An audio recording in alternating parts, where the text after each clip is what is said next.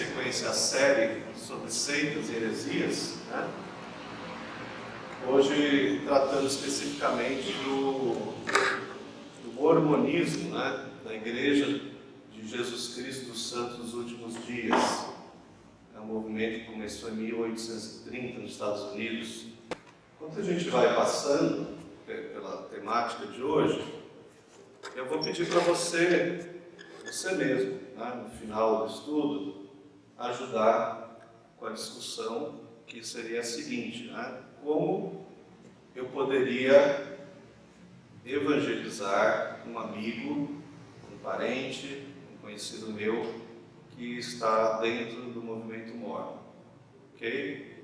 Vá pensando nessa resposta enquanto você ouve a palestra, ok? Essa é uma típica capela Mormon, né? Essa aí fica em Uruguaiana, no Rio Grande do Sul. A Igreja dos Santos dos Últimos Dias, normalmente com essa agulhinha pontuda, bem característica, que eles têm do lado do salão social e normalmente uma quadra esportiva também, bem o padrão deles. Em várias cidades principais, além das capelas, eles têm os templos, né? Principalmente nas capitais eles têm, não em todas, mas nas principais capitais do Brasil eles têm. São Paulo mesmo, acho que fica lá na Francisco Morato, se eu não me engano. Bom, irmãos, vamos lá. Vou começar primeiro pela história dos Mormons. O fundador da Igreja Jesus Cristo dos Santos dos Últimos Dias, o movimento dos Santos dos Últimos Dias, é o Joseph Smith Jr., que nasceu em 1805 nos Estados Unidos, é um fazendeiro.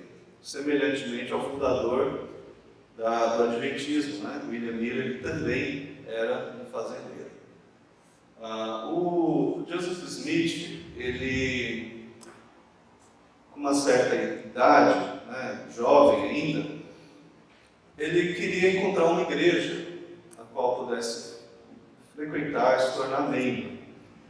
E ele começou a orar, pedindo a Deus essa direção, né? E começou a ler por conta própria a Bíblia, até que ele tomasse essa decisão. E segundo ele, foi nesse momento que ele teve, então, uma visão, né? E nessa visão, um anjo, chamado Moroni, teria dito para ele que não era para ele frequentar nenhuma das igrejas constituídas, que ele tinha sido escolhido por Deus para iniciar um processo de restauração da verdadeira igreja. Que a igreja, desde o tempo dos apóstolos, havia se corrompido, que a tradução das escrituras tinha sido mal feita, enfim, que a igreja presbiteriana, que era a igreja dos pais deles, era um verdadeiro erro, um verdadeiro equívoco. Então, que ele ele seria escolhido para restaurar a igreja. Então, ele teve essas visitas, supostas visitas desse anjo, desse suposto anjo chamado Moroni. E uma das coisas que esse anjo teria feito, no relato de Joseph Smith, é dado a ele uma espécie de livro que era feito de placas de ouro, né, ou supostamente de ouro também, porque é o que ele alegava. E este livro, ou essa espécie de como é que fala, de fichário, né, com essas placas de ouro, ela tinha uma gravação que ele dizia que era de um idioma. Só que esse idioma, ele não era um idioma conhecido, não era um idioma falado por nenhum outro povo. E ele disse que o nome desse idioma seria o egípcio, como é que é? Egípcio antigo, alguma coisa assim. Vai aparecer mais para frente o nome correto. E esse livro, né? Ele teria então começado a traduzir.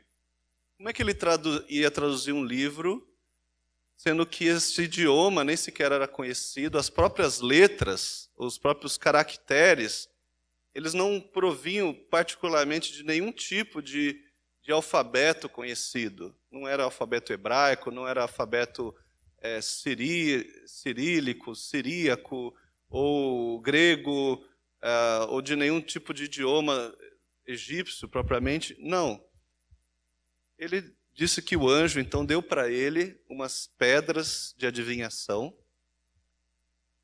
e ele, então, passou a chamar aquelas pedras de Urim e Tumim, fazendo alusão ao Antigo Testamento, né?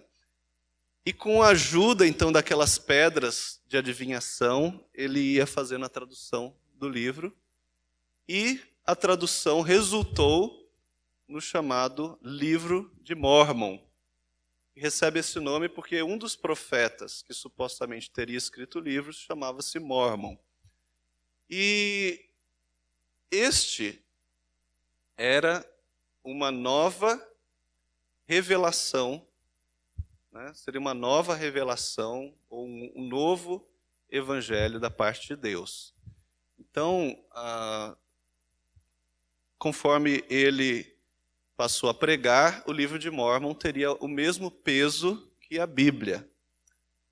Na verdade, a gente vai ver que não é bem assim. Ele dizia isso, mas na verdade tinha mais peso do que a Bíblia. E posteriormente, já depois de ter fundado então esta seita, né, que começou principalmente com as pessoas da família dele, em 1830 foi quando ele escreveu o livro de Mórmon, que ele diz ter traduzido, né? Ele posteriormente ainda trouxe mais 2 livros chamados Doutrinas e Convênios, e o outro chama Pérola de Grande Valor, que constituem então as 4 escrituras dos Mórmons juntamente com a Bíblia. Então, a Bíblia, mais o livro de Mórmon e esses outros 2 livros constituem então a revelação deles, se bem que eles também acreditam nas revelações que o presidente geral da igreja, que para eles é um profeta e apóstolo, ele continua tendo sobre a condução da igreja. E nós vamos ver alguns casos, inclusive, bem peculiares para ilustrar isso. Mas vamos lá. Aqui tem uma foto de um pedacinho de papel onde Joseph Smith teria copiado os caracteres dessas placas de ouro. Tá? O nome desse documento é Characters. E é a única cópia existente deste suposto livro feito de ouro. Tá? Porque ele diz que devolveu para o anjo as placas de ouro, e o anjo levou embora. Ok? É lógico que ele também fez o seguinte: antes de dar um fim nesse livro, né, se é que ele existiu, ele convocou algumas testemunhas. Então há um grupo de 3 testemunhas e depois de mais 8 que assinaram um documento, inclusive o livro de Mórmon termina com a assinatura dessas 8 testemunhas, alegando que viram, né, com seus próprios olhos, essas placas de ouro, né, com os caracteres em egípcio reformado, é o nome que eu estava tentando lembrar. Então, há essas testemunhas. A única coisa, assim, o único fato que a gente não pode deixar de mencionar é que todas essas testemunhas pertenciam a 2 famílias. A família Smith, que era dele, e uma outra família, né, amiga da família dele. Ou seja, tinha 8 testemunhas, mas se tivesse 50, todas da mesma família, não ia acrescentar muita coisa, né? Então, esse é um fato curioso. Então, ele disse ter copiado das placas de ouro, né, esse trechinho, em 1828, mas esses caracteres não estão vinculados a nenhum idioma conhecido, embora vários apareçam em muitos alfabetos. Então, os eruditos, os estudiosos em linguística, etc., falar, essa letra aqui pertence a um alfabeto tal. Eu mesmo consegui achar alguns hebraicos ali, do hebraico manuscrito, né? Mas ou outra que parece com a letra de tal alfabeto, mas o conjunto não pertence a nada que seja conhecido. Então, é isso que ele apresentou como prova. Ok? Continuando a história. No ano seguinte, em 1881, ele instruiu seus seguidores, já tinha um grupo de seguidores, a se mudarem para o Missouri, no estado lá dos Estados Unidos. Por quê? Porque eles acreditavam que a cidade chamada Independence, lá no estado do Missouri, seria o lugar onde Jesus Cristo retornaria para a Terra e ali constituiria o trono, a sede do seu reino. Naquele lugar ele construiria Sion, né, o Sião, lá em Independence. Então o que eles fizeram? Eles foram para Missouri e começaram a comprar os terrenos daquela localidade. Porém, o povo daquele lugar começou a não gostar deles. Começou a achar aquilo errado, aquilo estranho. Mas o ápice é que com essas transações financeiras, né, criou-se uma bolha especulativa que levou os bancos daquele estado à falência. Então, com a falência dos bancos locais, a população local expulsou os santos dos últimos dias de Missouri. Expulsou, eles tiveram que ir para outro lugar para não serem apedrejados, linchados, etc. Entenderam a situação? Então eles foram para Illinois. Estava ali, né? Então eles foram para Illinois, que era um estado vizinho. Em Illinois, eles se estabeleceram, a princípio, com muita tranquilidade, sendo muito bem recebido pela população local. Então, Joseph Smith, começou a desenvolver então, a sua pregação, a sua doutrinação. Só que uma coisa, especificamente, começou a incomodar muito o povo de Illinois. É que ele pregava e praticava a poligamia. Joseph Smith chegou a ter 40 mulheres, para vocês terem uma ideia. Então, num certo momento, ele e o seu irmão foram presos por causa disso. Né? As alegações incluíam vários crimes, incluindo imoralidade e poligamia. E um grupo de anti-mormons, um determinado dia, se mascarou, né?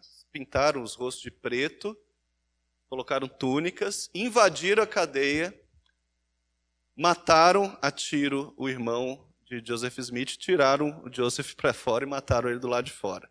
Ou seja, lincharam os dois por não aceitarem aquela pregação que estava ali tumultuando, né, aquela região de Illinois. Okay? Um dos seguidores mais evidentes, que era Brigham Young, assumiu a liderança e, ao assumir a liderança, não podendo mais ficar em Illinois, se mudou com a maioria, porque alguns não quiseram continuar. Mas a maioria, os que aceitaram, passaram a segui-lo e eles foram rumo ao Velho Oeste. Vamos lembrar que estava, na época, ali 1844, né?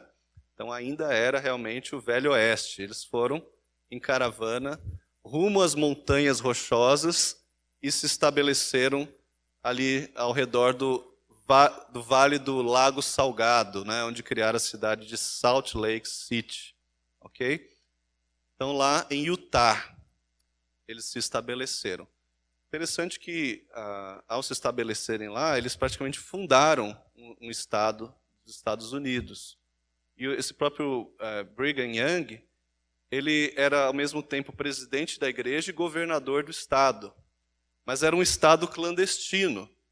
Levou muito tempo até realmente os Estados Unidos reconhecerem o Utah como um estado. Foi inclusive necessário que eles abrissem mão de ser o governador, para ter um governador indicado pelo Congresso, esse tipo de coisa, enfim. Mas faz parte da história deles, a própria história de Utah. Bom, vamos lá. Não dá para listar todos os erros dos mormons em um estudo de 1 hora, 1 hora e meia. Então a gente fez bem condensado, e podem ver que não é pouco, né? Mas alguns a gente vai detalhar mais, outros a gente vai passar rápido. E aqui está uma lista deles. Revelação além da Bíblia, fixação da local para a segunda vinda de Jesus, o casamento plural, casamento eterno, natureza física de Deus, natureza humana boa, ou aspecto positivo da queda, batismo pelos mortos, ou batismo vicário, racismo e a cosmologia deles, ou seja, o plano de salvação deles. Nós vamos então ver cada um desses pontos, alguns só por cima. Primeiro grande erro dos mormons: revelação além da Bíblia. É assim que começa a seita, né? Por quê? Porque eles dizem que além da Bíblia há outros livros inspirados por Deus de valor idêntico. Doutrinas e Convênios, Pérola de Grande Valor, o Livro de Mórmon, né? Que é o mais conhecido, e a própria Bíblia. Diferente dos Testemunhos de Jeová ou dos Adventistas, que deram extrema ênfase a alguns pontos da doutrina ou distorceram outros aspectos da Bíblia, o principal erro de Joseph Smith foi trazer revelações além daquelas contidas na Bíblia. Ele nem se preocupou muito em distorcer o que estava na Bíblia. Ele foi buscar além e colocar do lado da Bíblia com o mesmo peso. Tá? Olha só o que diz a regra número 8 de fé dos Mormons. Cremos ser a Bíblia a palavra de Deus, o quanto seja correta a sua tradução. Cremos também ser o livro de Mórmon a palavra de Deus. Então, eles não colocam de verdade lado a lado Bíblia e livro de Mórmon. Eles colocam a Bíblia abaixo, porque ele diz: a Bíblia é palavra de Deus, mas depende se a tradução estiver correta. Mas o livro de Mórmon, não. Quem vai questionar o livro de Mórmon? Curioso isso, né? Porque a Bíblia, nós conhecemos os manuscritos, né? Os manuscritos são conhecidos, os acadêmicos têm acesso a ele, tem bíblias acadêmicas, como a Stuttgartense, que tem os principais manuscritos do hebraico, ou a Bíblia UBS, ou Nessel Aland, que são bíblias acadêmicas de grego, que tem os principais manuscritos de onde foram feitas as traduções para o português e para todas as outras línguas. Você tem a crítica textual, comparando manuscritos com manuscritos, enfim. Existe toda uma ciência por trás da tradução da Bíblia, tudo isso comprovado academicamente no mundo inteiro, né? O caso mais famoso é a descoberta dos manuscritos do Mar Morto, que foi mais recente. Acharam que ia desmascarar a Bíblia, mas foram analisar passagem por passagem e a Bíblia não continha, né, nenhum tipo de erro significativo de tradução. Então, veja, a gente sabe de onde veio a Bíblia, mas o livro de Mórmon veio da cabeça de Joseph Smith, que contou a história, ou vamos dar um crédito, né? A história dele é que um anjo deu placas de ouro com gravações num idioma desconhecido, que nenhum acadêmico jamais viu, jamais foi encontrado nada em nenhum sítio arqueológico, e ele traduziu com a ajuda de adivinhação, de pedras mágicas, e depois ainda devolveu o original para o anjo, que sumiu com o original. Então, mas eu tenho que acreditar que o livro de Mórmon tem uma tradução mais perfeita do que a da Bíblia. Ok? Então esse é o ponto. A refutação para esse primeiro grande erro tem Apocalipse 21, 18. Né? Vocês me ajudam com as leituras bíblicas? Apocalipse 21, 18 é ali o fechamento, né, da Escritura, em que é dito o seguinte. 22, 18, desculpa. Eu a todo aquele que ouve as palavras da profecia desse livro testifico. Se alguém lhes fizer qualquer acréscimo, Deus lhe acrescentará os flagelos escritos neste livro. E se alguém tirar qualquer coisa das palavras do livro dessa profecia, Deus tirará a sua parte na árvore da vida, da cidade santa e das coisas que acham escritas neste livro. Ou seja, o livro de Mórmon pode aceitar a Bíblia, mas a Bíblia não aceita o livro de Mórmon. A Bíblia, ela se autodeclara exclusiva. Ok? Nada além desta revelação deve ser considerada. Vamos para o segundo ponto. Tem muita coisa hoje. Marcar o local da segunda vinda de Jesus. Então, segundo os outros livros deles, né, Pérola de Grande Valor, etc., Jesus voltará para estabelecer o seu reino num lugar chamado Sião, ou Sião, né, nos Estados Unidos, no território ali da cidade de Independence, Missouri. Embora, né, esse plano tenha dado errado. Então eles forçam a barra dizendo que continuam acreditando nisso. Mas a verdade é que o plano inicial de Joseph Smith era comprar todo aquele terreno, toda aquela cidade e construir o império dele ali. Mas, enfim, deu errado e o negócio já estava escrito, né? Então eles ficam dizendo que um dia eles vão, então, Jesus voltará naquele lugar e aí, finalmente, os que forem salvos, né, então vão ter algum privilégio, enfim, vão voltar para lá. Já tinha dito, né, que eles tentaram comprar as terras, não conseguiram, acabaram expulsos e etc. O que a Bíblia diz sobre a volta de Cristo nesse aspecto físico, né, nesse aspecto de localização? Então, Mateus 24, 30, nos diz o seguinte: então aparecerá no céu o Filho do Homem. Todos os povos da terra se lamentarão e verão o Filho do Homem vindo sobre as nuvens do céu com poder e muita glória. Ora, a Bíblia diz que todo olho verá a volta de Cristo. Então, não é possível conciliar isto com a ideia de Jesus Cristo voltando em um ponto, né, limitado, uma só cidade, um lugar para poucos terem acesso a vê-lo, né? E Apocalipse 1:7 diz o seguinte: eis que vem com as nuvens, e todo olho verá, até quantos o traspassaram, e todas as tribos da terra se lamentarão sobre ele. Certamente, amém. Ok? Então, não há espaço na doutrina cristã para acreditar que há um local fixo onde Jesus Cristo pousará os seus pés. Ok? Vamos lá. O ponto mais polêmico, que é a poligamia, né? Ah, pastor, mas eu tenho um amigo mórmon que me diz que isso aí não acontece, que isso é mentira, né? Eles não praticam poligamia, que eles não pregam isso, e tal, e tal, e tal. Então, isso é uma meia-verdade. Por quê? Vamos examinar a história. A poligamia, sim, no início da seita ela foi pregada e estimulada, né? O próprio Joseph Smith teve mais de 40 esposas.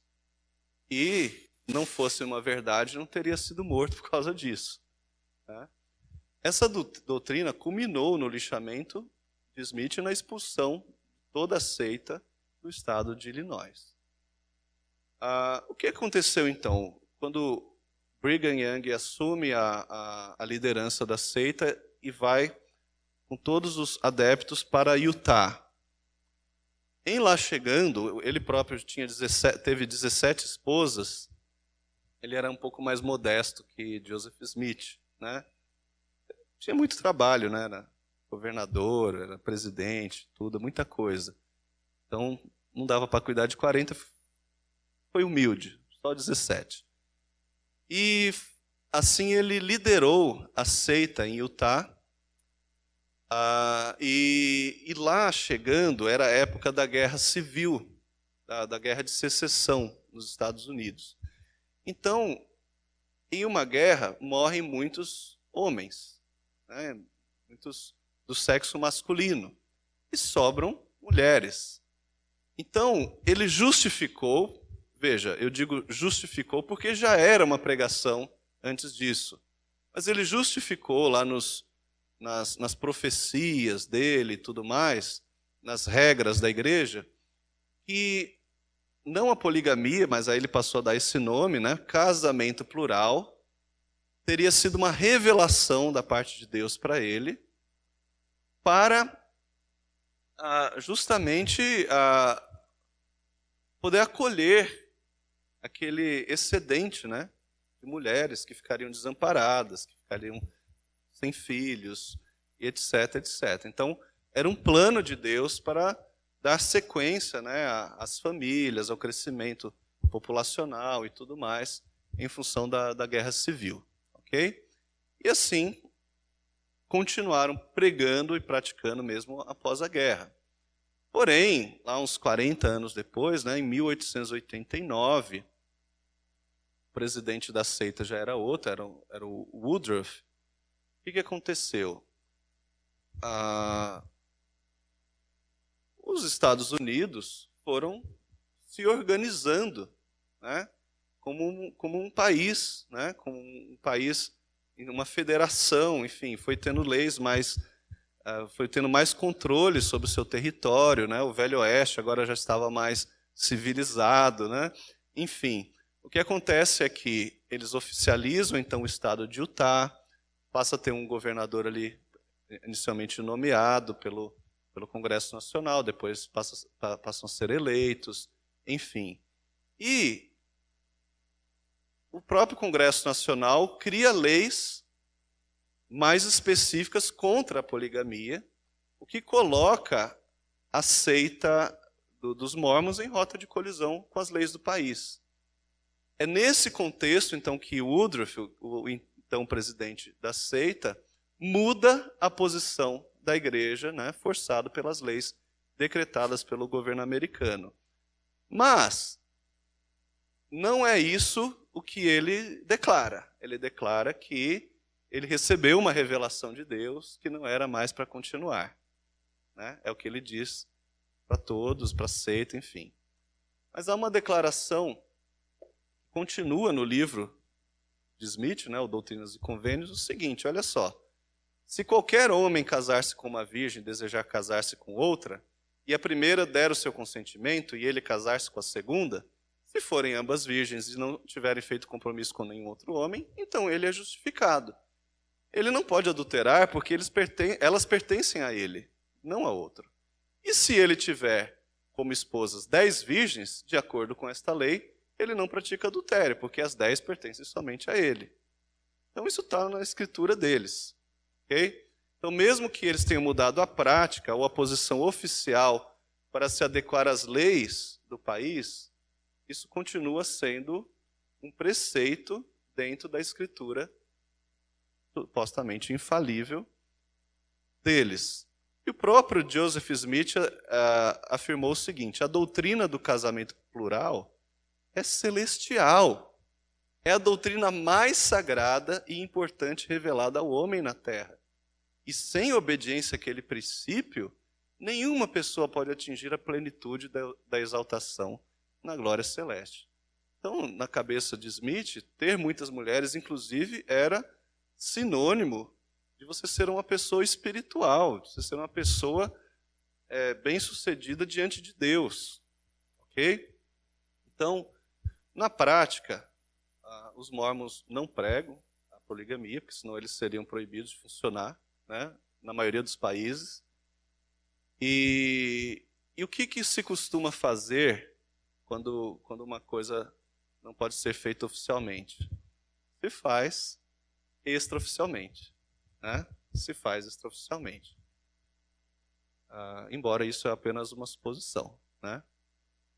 Como a gente conhece muitas famílias que vivem como casados sem serem casados no papel, então hoje é muito fácil uma pessoa ter várias mulheres, várias famílias, apenas não colocar no papel.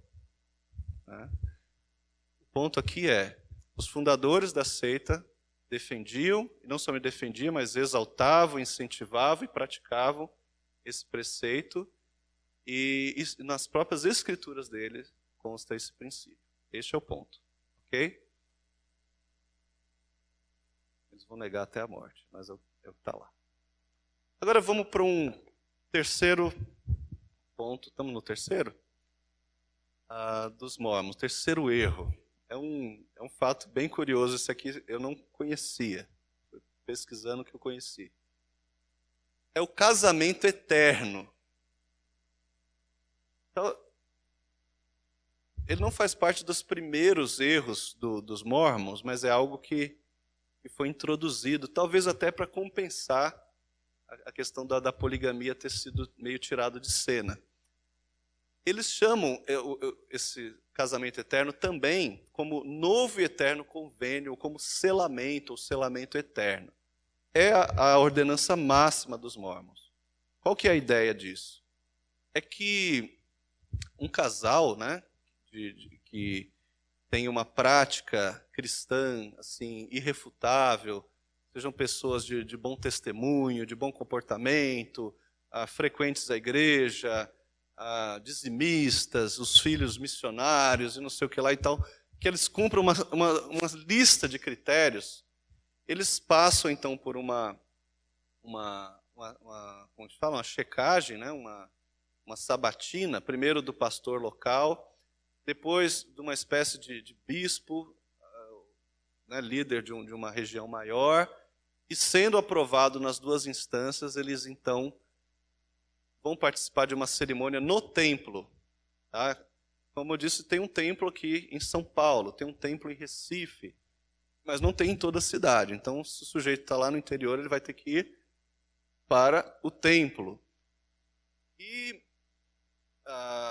mediante, então, a recomendação do bispo local e do bispo lá superior. E aí, com essa recomendação, ele vai para o templo e faz essa cerimônia de selamento. E o que é? Nesse selamento, o casal faz um convênio com Deus e recebe a promessa de que, se eles permanecerem fiéis durante a vida, eles permanecerão unidos como família até mesmo depois da morte. Então, mesmo depois da morte, eles continuarão casados, né? Continuarão mantendo um vínculo familiar. E essa é a bênção máxima que eles procuram obter. Né? Só que é para poucos, é somente para aqueles que passam todas essas credenciais para receber a recomendação e etc, etc. Ok? Vamos para o quarto erro. Alguém, voltando aqui no casamento eterno, alguém aqui esperava isso? Não? A sua esposa, tal, coisa? Porque quando os saduceus interrogaram Jesus sobre, supostamente querendo pôr Jesus à prova, achando que era um absurdo a questão da ressurreição, apresentaram para Jesus aquela lei do levirato, né? Em que quando o marido morre, a esposa tem que, sem deixar filhos, a esposa tem que casar com o irmão mais novo para gerar descendência para o irmão que morreu. E aí dizia, ele tinha 7 irmãos. Foi morrer no primeiro, segundo, terceiro, todos sem deixar descendência, e ela casou com os 7. E lá na ressurreição, ela vai ser esposa de qual dos 7? E Jesus fala, vocês estão pensando com a cabeça do mundo, não com a cabeça de Deus. Porque no reino dos céus não se casam nem se dão em casamento, mas serão todos como os anjos. É o que Jesus Cristo disse. Como os anjos não quer dizer que serão anjos, né? Serão como anjos porque os anjos são, por assim dizer, assexuados, né? Não é esse tipo de vínculo que nós vamos ter no céu. Não é o vínculo de casamento, não é o vínculo de homem e mulher, esposa, esposo, mas seremos todos filhos de Deus, todos irmãos em Cristo. Tá? Esse é o ponto que Jesus Cristo explicou. Então também o casamento eterno não tem fulcro nas Escrituras. Vamos lá. Agora sim, natureza física de Deus. A primeira visão que Joseph Smith teve, tá? Nós vamos ver daqui a pouco uma gravura, foi uma visão do próprio Deus e de Jesus Cristo. E essa divisão é eles que fazem, não sou eu, não é a Bíblia, mas eles fazem. Deus e Jesus Cristo, ambos em forma corpórea, ambos com corpo real, se apresentaram diante dele para dizer que ele era escolhido para renovar a igreja, né? Para restaurar a igreja de Cristo e tal. Então, olha só a explicação que está em uma das revelações dos Mórmons. Aspas, né? A evidência apresentada estabelece que o Pai é um ser pessoal de forma determinada, com partes corporais e paixões espirituais.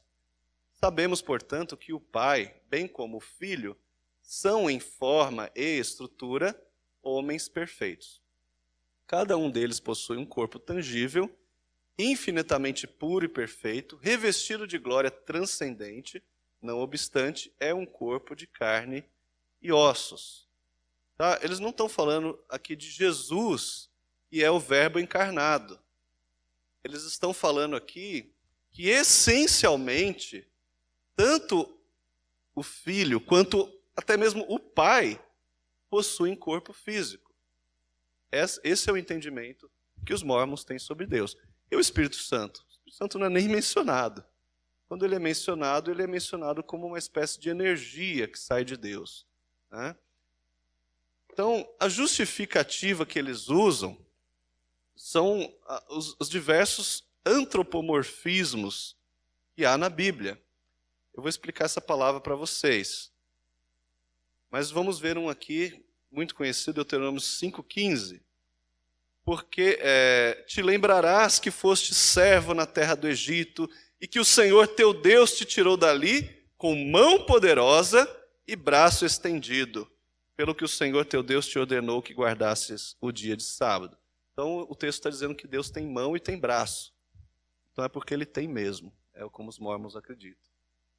Aí vamos para Isaías 58, né? O braço, a mão do Senhor não está encolhida, nem os seus ouvidos encobertos, né? Para que não vos ouça. Ou o Salmo 34, né? Os olhos do Senhor estão em todo lugar, contemplando os maus e os bons. Então Deus tem mão, Deus tem olho, Deus tem braço, né? Tudo isso. Só que, quando a Bíblia se refere a partes humanas em Deus, ela está usando uma figura de linguagem, cujo nome é antropomorfismo. Antropo, homem, morfismo, ou morfo, né? Forma. Então, formas de homem que são utilizadas para que a gente compreenda, né, de uma forma mais visual uma ação de Deus. Não quer dizer que Deus tenha braço. O que está falando ali é do socorro de Deus, né, ou da proteção de Deus. Não quer dizer que Deus tenha ouvido, mas quer dizer que Deus apreende aquilo que nós falamos. Ele compreende, ele consegue receber, né, a nossa oração. Mas não é por meio das ondas sonoras que vão sensibilizar o seu tímpano, né, o canal auditivo dele. Não é isto. Se fosse assim, nós não poderíamos orar em pensamento, né? Mas ele ouve porque ele apreende, não porque ele tem ouvido, ok? Esta é a ideia por trás do antropomorfismo. A refutação a isto está em várias passagens da Bíblia, mas João 4:24, Jesus falando à mulher do poço, samaritana. Deus é espírito. E importa que seus adoradores o adorem em espírito e em verdade. Deus é espírito. Deus é essencialmente espírito. Não fosse assim, como é que ele seria onipresente, onisciente, onipotente? Né? Tem uma implicação desse erro dos Mórmons. É que eles acreditam que quando Gênesis 1:27 diz que Deus criou o homem à sua imagem e semelhança, o fato, então, de nós termos sido criados com corpo, já que fomos criados à imagem de Deus, então Deus tem um corpo como nós. Nós somos exatamente uma cópia de Deus. Nós somos como Ele. Ok? Mas é evidente que a passagem não está se referindo ao aspecto corpóreo, material da nossa constituição humana, mas sim a nossa natureza espiritual.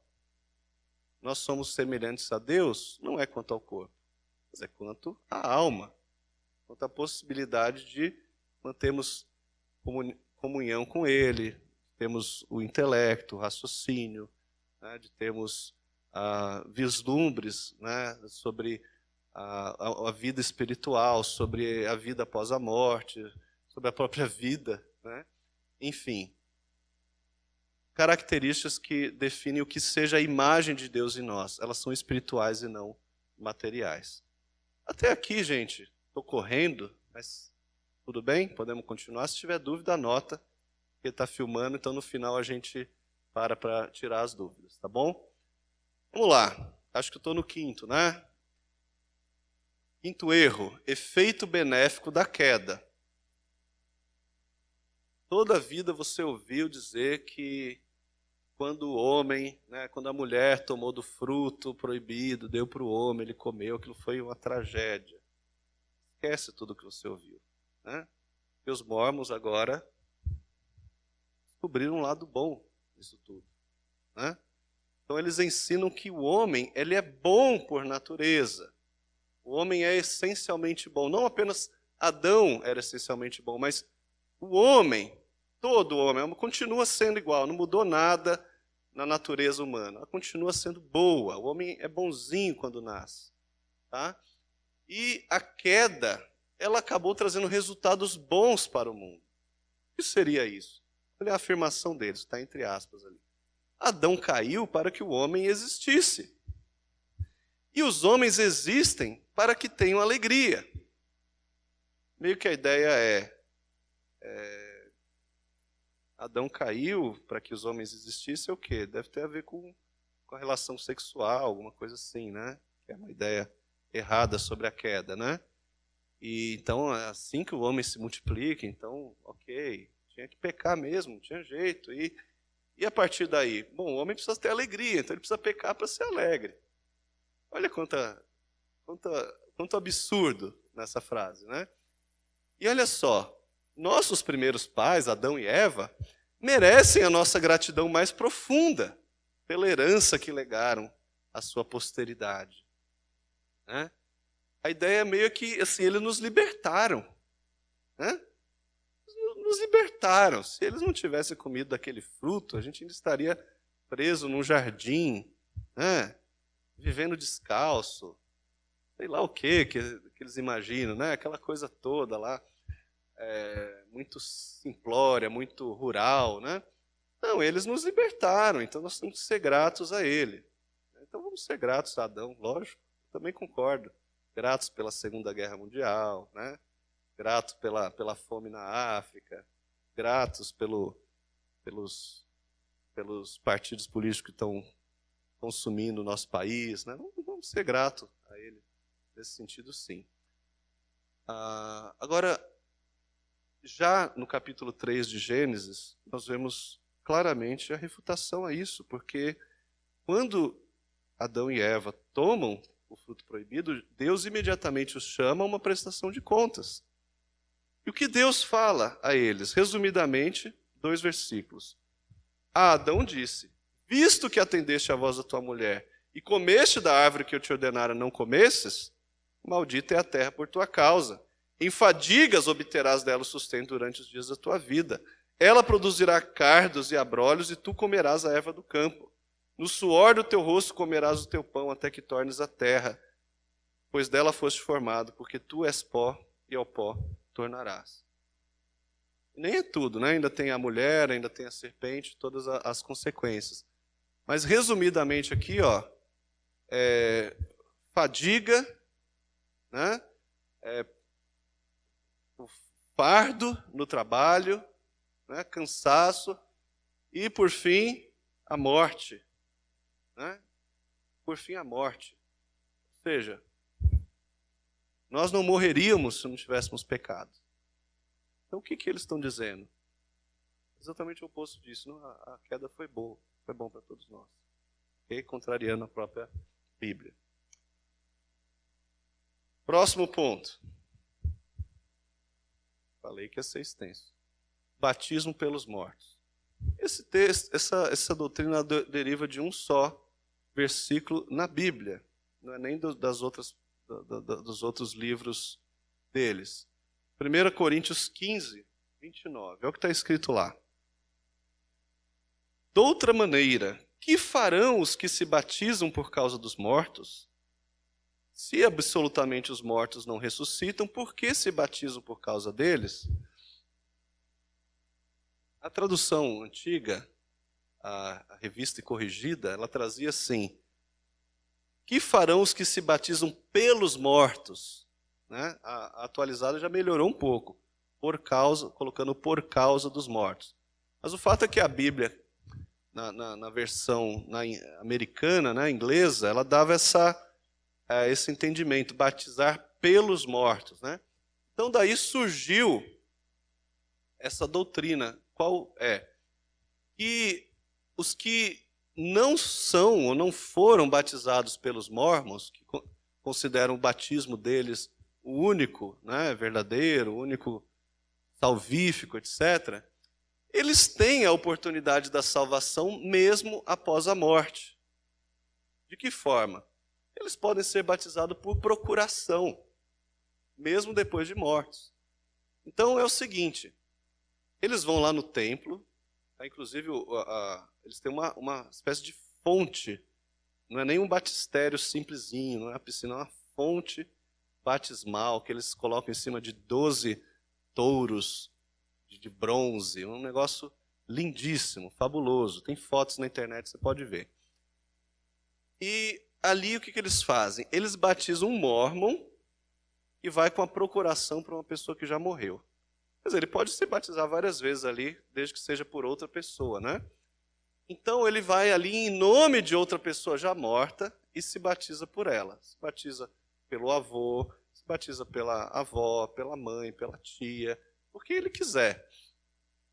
E com isso ele possibilita a salvação daquela pessoa. Tá? Aquela pessoa, mesmo depois de morta, ela pode ser salva porque alguém se batizou no lugar dela. Tá?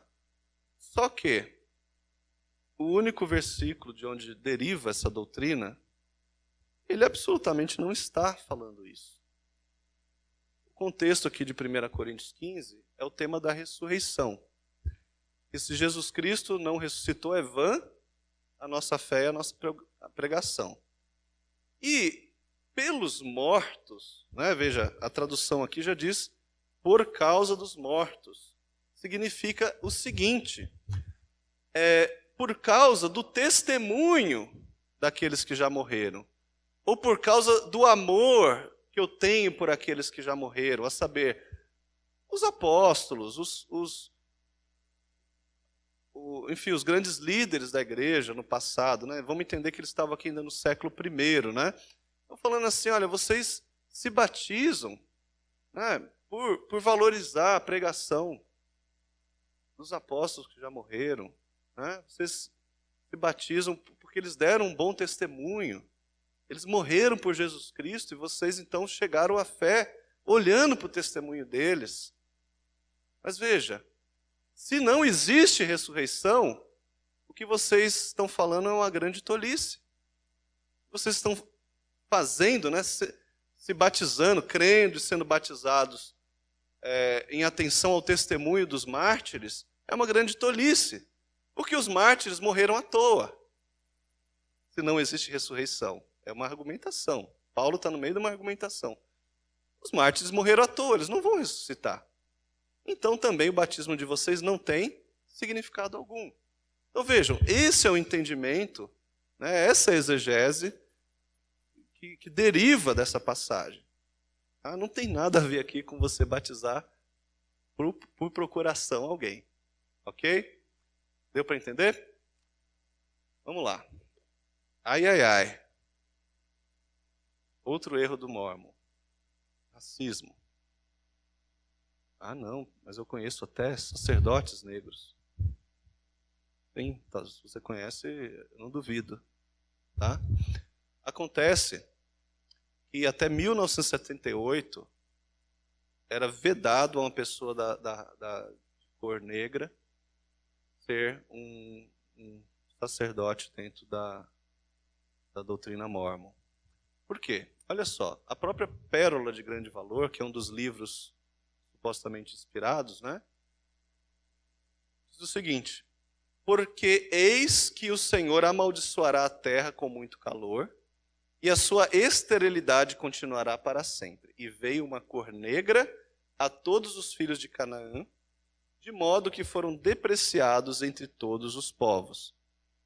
Então, o que eles acreditam? Eles acreditam que os descendentes de Cã, né, o filho de Noé, especialmente Canaã, que era neto, né, de Noé, a descendência deles passou a ter uma cor negra. Passaram, né? A descendência passou a ter uma cor negra. E que teriam sido eles que povoaram, então, a África, etc, etc. O que, do ponto de vista das etimologias, do estudo das etimologias, é uma furada. Já se sabe que não foram os cananitas, né, que foram para a África.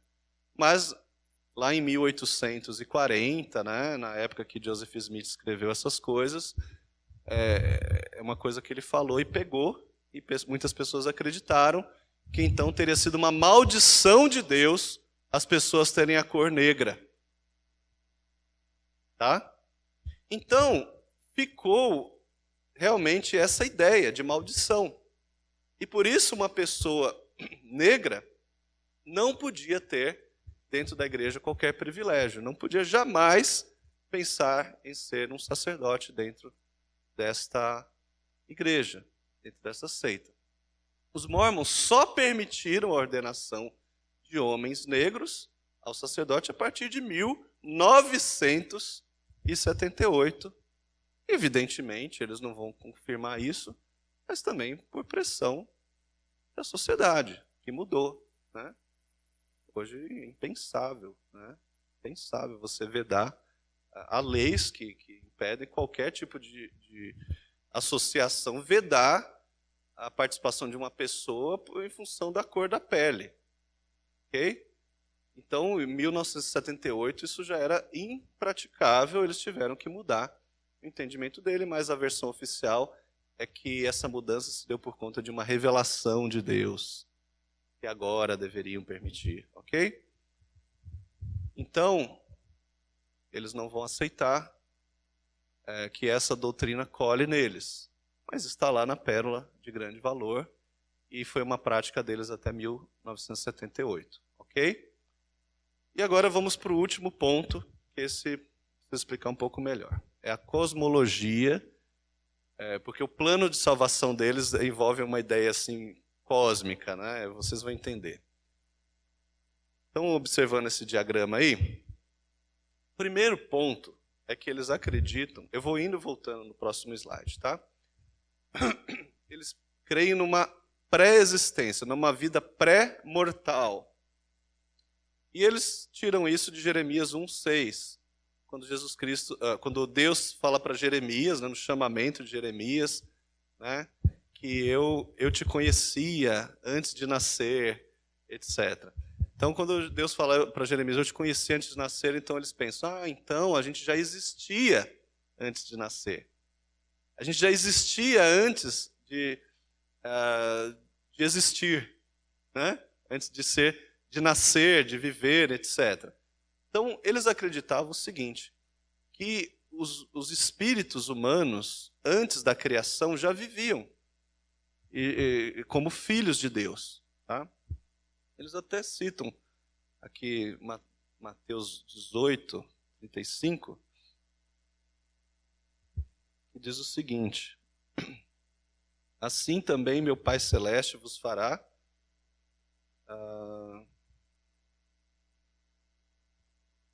eu acho que eu pus a referência errada aqui. Mas, enfim, a ideia é essa aí. Depois eu corrijo para vocês no site qual que é a referência correta. Mas tem um negócio. Embora eles acreditam que os espíritos humanos já eram filhos de Deus e foram criados por Deus ali numa era pré-existencial, Todavia, eles afirmam que a razão humana, ela é eterna. Ela não foi criada. Então, Deus não criou a razão humana. A racionalidade, o intelecto, ele já existia antes da criação do espírito. Então, para cada intelecto, Deus deu um espírito e, posteriormente, trouxe a existência na forma, né, do nosso nascimento humano. Ok? Então, está lá o desenho, vida pré-mortal. Ok? Aí passa o véu e chega ao nascimento na vida terrena. Mas antes de chegar na vida terrena, lá ainda na vida pré-mortal, o que aconteceu? Foram apresentados para Deus 2 planos de salvação. Né? Tinha 2 diretores, Deus era o CEO, né? E eles apresentaram cada um uma proposta. A primeira proposta foi do vice-presidente, chamado Lúcifer, né? E a outra foi do VP Jesus. Eram os 2 que apresentaram a proposta. A proposta de Lúcifer, ela envolvia a perda do livre-arbítrio. Isso é inconcebível. Então Deus não aceitou. Ok? A de Jesus, não. A de Jesus, por exclusão, a gente supõe que ela manteve o nosso livre-arbítrio, né? Então, foi aceita por Deus. Mas o diabo, né, Lúcifer, não gostou da decisão, ele não gostou de perder, né, a proposta e se rebelou contra Deus e convenceu 1/3 dos espíritos enfim, se rebelarem contra Deus, junto com ele. Aí Deus, então, puniu esse 1/3 dos espíritos, mais Lúcifer, e eles, então, foram jogados para a terra. E na terra eles atuam, então, como tentadores. Ok? Como tentadores. E quando chegar o julgamento final, eles não vão participar de nenhum dos 3 estados de glória, que eu vou explicar o que é. Eles vão ser imediatamente condenados. Ok? Já os outros 2/3 são os anjos, somos nós, etc. E todos serão salvos de alguma forma. A Terra foi criada, então, para testar e preparar a humanidade para a vida eterna. Olha só como a leitura da Bíblia às vezes pode ser bem heterodoxa, né? Ali é Tito 1:2, que diz o seguinte: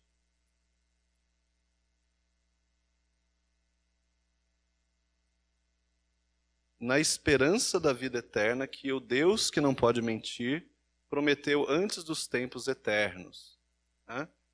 Então, aí eles cunharam essa frase, né? Tempos pré-existência, pré-vida e tal. Então, naquela época, Deus prometeu, Deus criou a terra, então para quê? Para dar a esperança de vida eterna, ou seja, preparar e testar a humanidade para a vida eterna. Então aqui é um teste.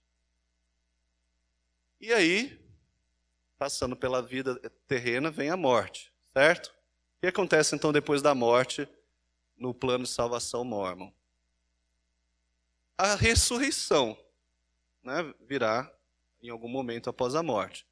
E ela será concedida a todos. Ou seja, todos serão salvos. Vai ter graus diferentes, mas todos serão salvos. Menos os espíritos que se rebelaram juntamente com Lúcifer. Então, aquele 1/3 dos espíritos será enviado para a escuridão eterna. Visualizaram ali? Agora, os demais, né? Os homens, etc., conforme o grau de obediência, será atribuído individualmente um dos 3 graus de glória. São esses 3 graus: o reino telestial, o reino terrestrial e o reino celestial. Eu não vou explicar muito, porque não tem tempo e porque, de repente, vocês podem virar mormons. Então eu vou me restringir apenas a falar do reino celestial, que é o mais alto grau dentro da expectativa deles. Tá? No reino celestial, que é o mais alto grau, né, só vão se encontrar nesse lugar os que foram batizados na doutrina mórmon. Tá? Os demais vão ressuscitar também, mas vão ficar ou no celestial ou no terrestrial. Tá?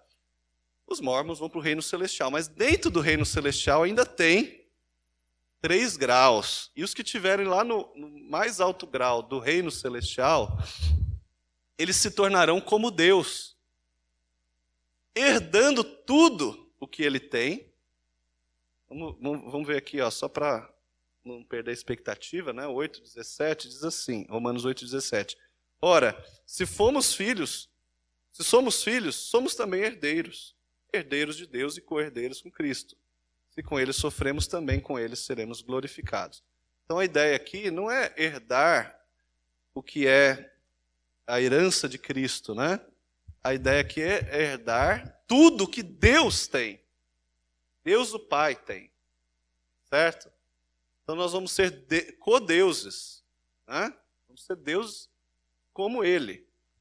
Inclusive participando da obra de Deus. E quais são as obras de Deus? No nosso catecismo nós vemos que é a criação, que é a providência, são os decretos de Deus. Então o homem vai começar a agir como Deus, criando filhos espirituais, ou seja, criando pessoas e povoando mundos sem fim.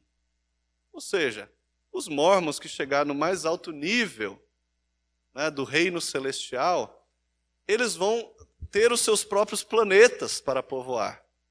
Eles vão criar mundos assim como Deus o Pai criou. Ok? Então, o que Deus é hoje, um dia nós seremos também. Isso é, se você for um mórmon e o mórmon estiver certo. Né? Não vamos falar aqui da probabilidade, mas seria isso que aconteceria dentro da doutrina deles. Mas eu queria mostrar para vocês como é difícil incluir a Bíblia dentro da biblioteca mórmon, né? Porque ela contradiz o tempo todo o que eles estão falando. Isaías 43, 10 e 11 diz o seguinte: vós sois as minhas testemunhas, diz o Senhor, o meu servo a quem escolhi, para que saibais e me creais e entendais que eu sou eu mesmo, e que antes de mim Deus nenhum se formou, e depois de mim nenhum haverá. E eu sou o Senhor, e fora de mim não há Salvador. E eu só peguei um texto, né? O Velho Testamento está povoado de passagens como essa, no qual Deus não divide a glória dele com ninguém. Não há outro Deus além do Senhor, e nem jamais haverá, e nunca houve. Deus é único. Deuteronômio 6:4, né? Aquele texto que os judeus têm que memorizar. Né? Ouve, Israel, o Senhor teu Deus, o Senhor é único. Portanto, amarás o Senhor teu Deus de todo o teu coração, toda a tua alma, de todo o teu entendimento, etc, etc, etc. Tá certo? Então, irmãos, é este, então, o panorama, né, que a gente tinha para hoje sobre o que é a seita dos santos dos últimos dias. Ok? Agora você terá lá um amigo, um vizinho, enfim, e não é difícil, porque os mórmons eles estão espalhados pelo mundo. Né? Praticamente todos os países da América têm templos mórmons. O resto do mundo, tirando talvez ali o Oriente Médio, a janela 1040, que é difícil de entrar, mas o resto do mundo todo tem representação mórmon em alguma medida. Eles não gastam um centavo do dinheiro deles para pagar os seus pastores. Não estou dando nenhuma ideia aqui, tá? Mas eles são todos voluntários, e toda arrecadação, que é de 10%, né, por membro, são bastante rigorosos nisso, vai totalmente para a obra da igreja. E eles investem principalmente na construção de templos, e vocês podem ver que todos os templos deles são, e capelas, né, são impecáveis, e na obra missionária, que acontece quando o jovem, né, já com 17 anos, ele é obrigado, né, a ir para um campo missionário ao redor do mundo, passar lá 1 ou 2 anos. Então, é por isso que é tão comum a gente ver eles andando, né, de 2 em 2, aquela camisetinha branca, aquela gravatinha, aquele crachazinho, né, e eles vão chegar na sua casa, vão dar um livro de Mórmon para você. Bom, se você disser que não concorda, eles vão dizer, não, mas o Espírito Santo vai te convencer de que isso é a verdade. Eles são até gentis e tudo mais. É uma religião muito festiva, eles têm muitos bailes, né, muitas festas e tudo mais, são acolhedores, todo o templo deles tem uma plaquinha dizendo visitantes são bem-vindos, etc, etc. E tal. Então é muito possível que você tope com alguém. E você, como alguém cheio do Espírito Santo, né, e vocacionado para ser de Cristo, se sentirá na incumbência de também levar a boa nova da salvação em Cristo Jesus para essa pessoa. Como você vai abordar o assunto com o mórmon? Sabendo naquilo que ele crê, né, fica mais fácil de começar. Mas vejam, todos os estudos dessa série sobre seitas, a gente não precisa fazer nada mirabolante, do tipo ter 50 respostas prontas para o Mórmon, para o Testemunho de Jeová. Não. Basta você saber fundamentalmente qual é o plano de salvação da Bíblia. Então, alguns pontos fundamentais a gente já teria que abordar aqui. Primeiro, a própria Bíblia se declara como sendo a única regra de fé e prática, né? Como a Escritura já concluída, que não pode ser acrescentada e nem retirada, né? Tudo que Deus quis revelar ao homem, Ele revelou através da Escritura, né? E se há algum tipo de corrupção na transmissão da mensagem, ela simplesmente é irrelevante no que toca à Bíblia. Porque qualquer documento humano, com a idade que tem a Bíblia, já teria se perdido, se deteriorado, principalmente por transmissão oral, né, ou por cópia manual. Mas a Bíblia, ela continua sendo a mesma. Quando descobriram os manuscritos do Mar Morto, eles conferiram, né, manuscritos de 200 anos antes de Cristo, eles batiam com os manuscritos mais recentes, que eram do século X. Então, Jesus Cristo disse, passará o céu e a terra, minhas palavras não passarão. Então, o primeiro ponto é reafirmar, né, a exclusividade da Bíblia como Escritura, como palavra de Deus. Esse é o primeiro ponto, né? E nisso, enfatizar que a Bíblia, sendo inspirada por Deus, ela é autoritativa e é inerrante. E ela não contém erros, ela não contém contradições. Ela, por analogia da fé, ou seja, um texto explicando o outro, você consegue compreendê-la completamente, né? Sem que haja ali, eventualmente pode haver paradoxos, eventualmente pode haver coisas assim mais misteriosas, mas jamais contradições. Então esse é o primeiro ponto. O segundo ponto é justamente contrariar a questão da queda, né?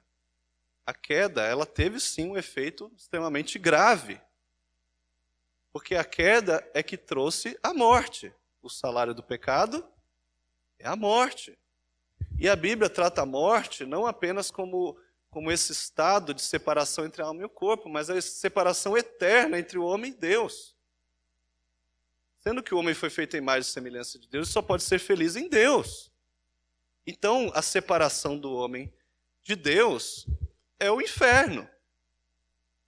É um estado de total ausência de graça e misericórdia, apenas ira e juízo.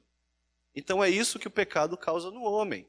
E Deus já permite antever esse estado de perdição quando nós vemos as consequências danosas do pecado no nosso mundo. Guerras, fome, doença, violência, corrupção, etc, etc, etc. Você realmente crê que o homem seja essencialmente bom? Se o tempo todo você está desejando fazer o mal? Se até uma criança que ainda não sabe falar A ou B, quer manipular o pai, quer fazer pirraça, quer fazer só o mal. E não precisa ensinar. Já sabe, vem de fábrica programado. Agora, para fazer o bem, para fazer o que é certo, mamães, papais, sabem que tem que ensinar, insistir, corrigir, disciplinar e leva a vida inteira e às vezes não aprende. Então, o segundo ponto é essa, a questão da queda. Né? Terceiro ponto, aliás, até um ponto ainda preliminar, tudo que existe Deus criou, porque a Bíblia diz que Deus criou tudo com a sua palavra a partir do nada. Então como é que eu posso pressupor a pré-existência do intelecto humano antes da criação de Deus? O homem sendo eterno, sendo um Deus em potencial. Não, a Bíblia não é o que a Bíblia diz. O que a Bíblia ensina. Mas os outros livros dizem, então, que bom. Você está confirmando o que eu disse. Né? Que a Bíblia ela é exclusiva. Os outros livros dizem porque eles estão errados. Então, para ser mormon, como você quer, jogue a Bíblia fora, por favor. Seja mormon, mas vá para o inferno com coerência.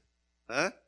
Porque se você continuar dizendo que crê na Bíblia, você está entrando em contradição. A Bíblia diz que Deus criou todas as coisas a partir do nada, pela sua onipotência.